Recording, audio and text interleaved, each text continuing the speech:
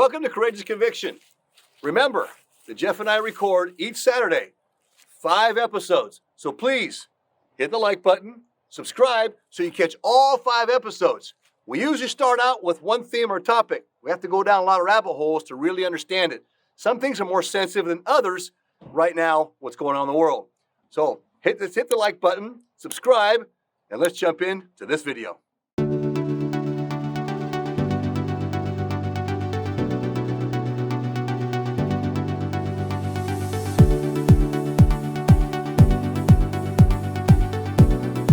Family ties, right? And he's tried to put that down, but I've seen the fact checks, the true fact checks, and the fact that he does blood. I don't know if his father or grandfather worked with Hitler, but you have George Soros in the U.S. who's trying to fund all these NGOs in Texas to try to turn Texas blue.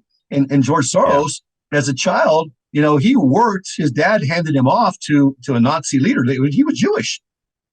And his dad handed him off to a Nazi soldier, a leader, to take care of him because he didn't want his son to be murdered. His dad knew things weren't going to go good. His dad was in bed with the government, but because he's Jewish, he fell, right? And doesn't matter what kind of ties he had. And George Soros was raised. What he did is he took inventory of everything they stole from the Jews. He was the one taking inventory, right? There's a documentary on this people can watch about George Soros. And yet this guy is out there moving and shaking in politics here in the U.S., and he's funding a lot of these, for example, the DAs right now that are going after Donald Trump. Their campaigns were funded by George Soros.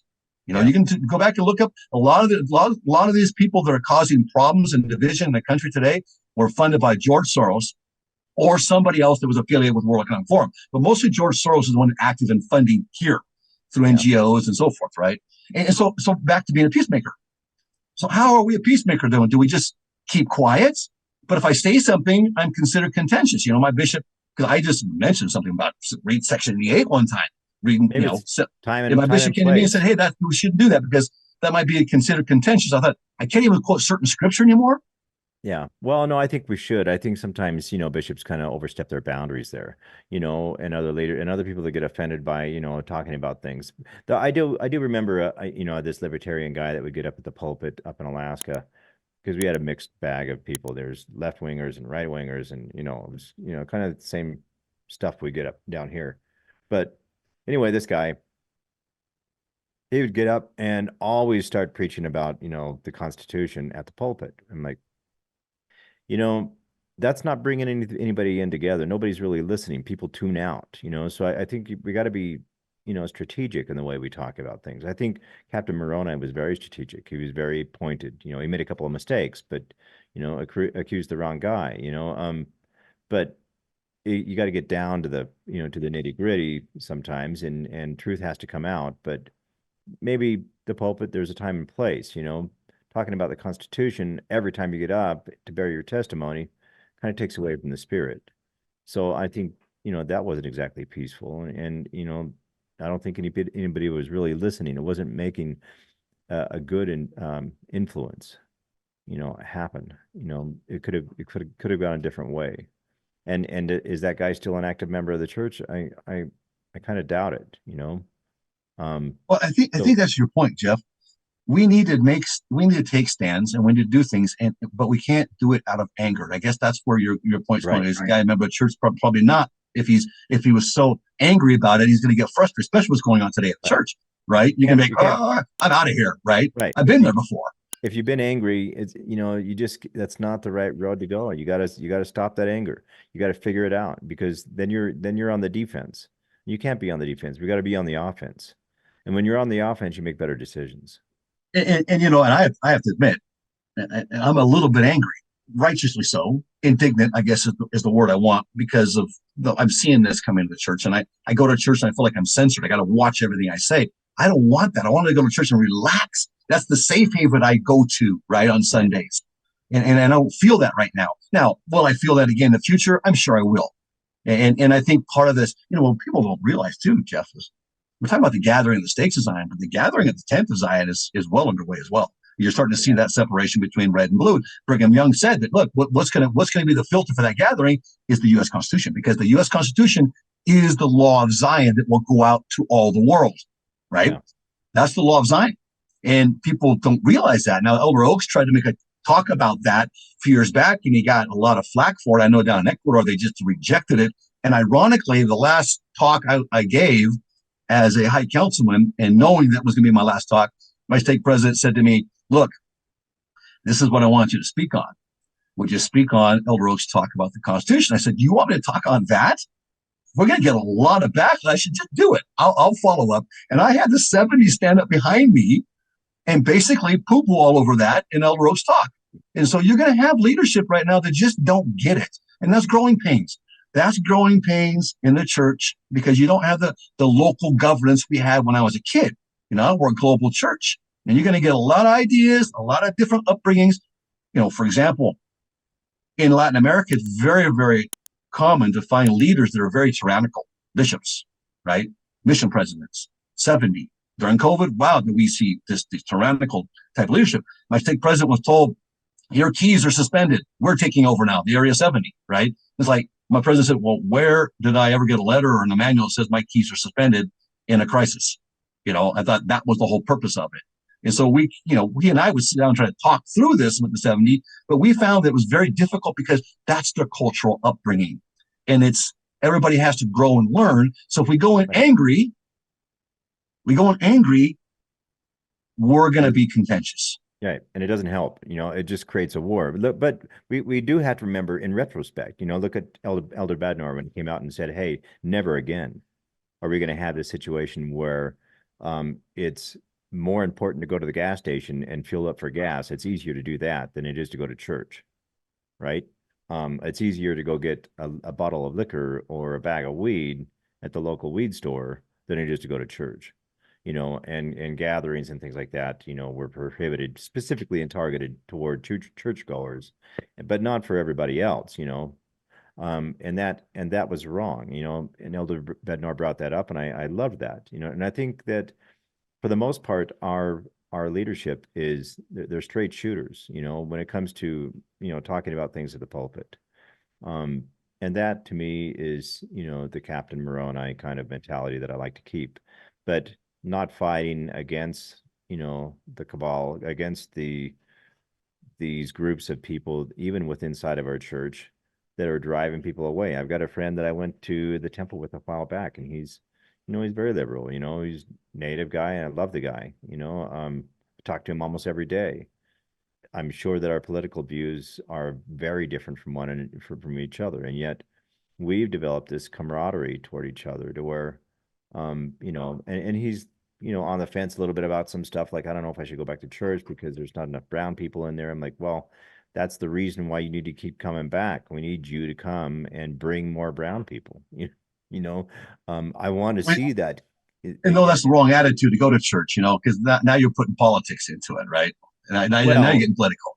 Well, the thing is what I was pointing out, and I think I'm right, is not that, you. I'm talking about him, not you. Right. I'm talking about him. Well, yeah, he goes down those things a lot because he's offended, you know, and his family was offended, and people left the church, and people look back at the whole, you know, placement program, the Indian placement program, which my father was a part of back in the 70s, as being a bad thing, you know, because, you know, supposedly, you know, some you know, there are different histories, you know, people think that maybe some kids were abused within the church with some of those families. I'm sure there was.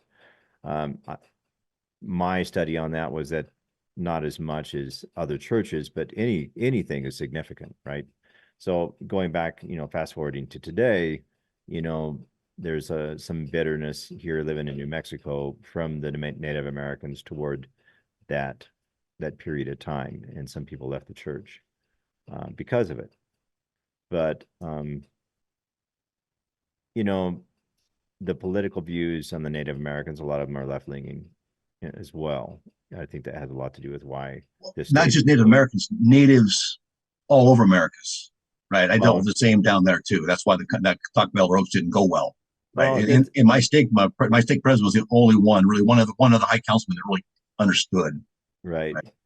Well, you know, I still think that there is a growing number of people that are more conservative that stick and adhere to the church, regardless of whether they're Native American or whether they are Hispanic, south of the border, born. Well, and the reason I say that is because we're looking at people that are realizing that the left has never really been on their side. I think more so than the right. There's been some nut jobs that have been on the right that didn't make things easy for us, because it, really identifying racism, I think it's been really unfortunate that people in the Republican Party have been called, the racists, because for the most part, that's not the case. No, I always grew up.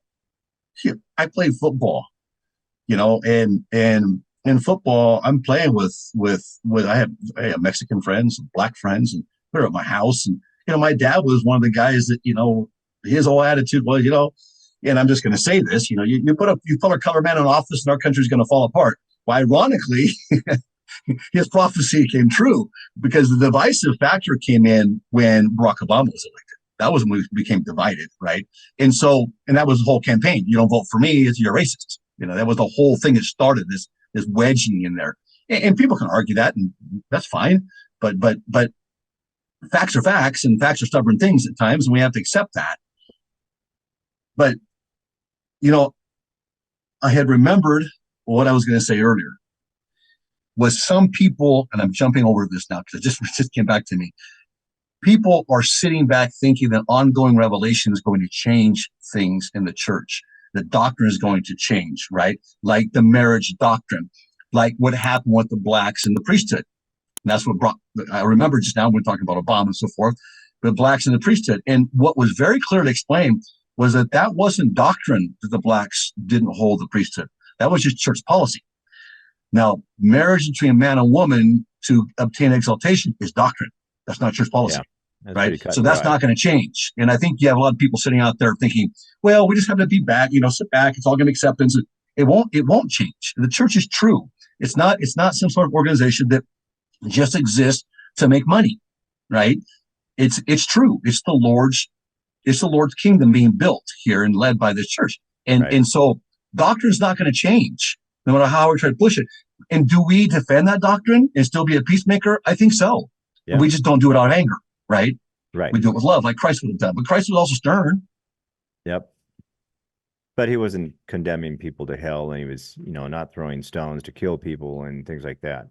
So, and I think that we need to be careful about the words and with the kind of things that we say to people that are so that they don't become hurtful, and there are people that get offended. They're going to get offended no matter what. I listen to Jordan Peterson sometimes, and I think that, hey, sometimes people need to be offended. He offends. He says it how it is. He says how it needs to be said. Honestly, I take offense when people say some of the things they say on the other side of the spectrum. So yeah, we want to take away everybody's guns. Well, no, you're not. Or yeah, we want to take away the Constitution or freedom of speech. We want to regulate because there's speech crimes now.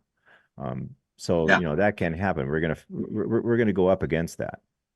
But and it's going to get worse. This year is the focus. That's the focus this year for the World Economic Forum, right. And that's going to be what the focus is this year. You're going to start seeing a lot of censoring take place, even more than we've had in the past.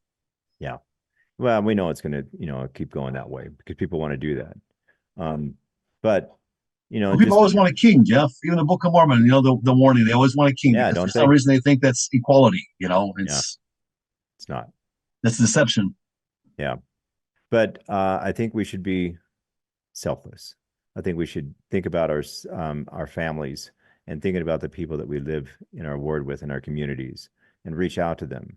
Like my friend, like my native friend, I just, it was a lovely experience to be able to go to church with him. And he's, a mask wearing most of the time guy. And, of course he's got some excuses there that are pretty valid because he's got kids that have special medical conditions and can't end up in the hospital because they're more susceptible to disease, and anything that they can do, is fine. I think some of it is politically motivated, but we don't discuss that because I don't want to accuse him because that would be non-peaceful, right? So we talk and we talk sometimes, our kids go to the same school, so again, my happiness of being able to go to the temple with this man was, was great.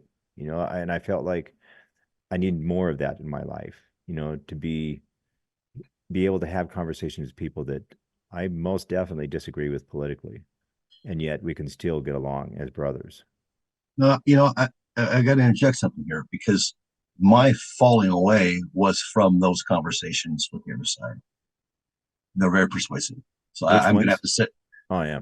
I'm going to have to say people need to be very, very cautious that idea because, we sit down and have a conversation. They don't, most of them don't intend to have a conversation. Most of them intend to coerce you into some way of buying into what their agenda is or what they understand it's right. And so we got to be very careful still even having that type of conversation. I'm not talking about having those conversations. I'm talking about having conversations about Jesus Christ. And just because we disagree politically doesn't mean that we're having conversations about,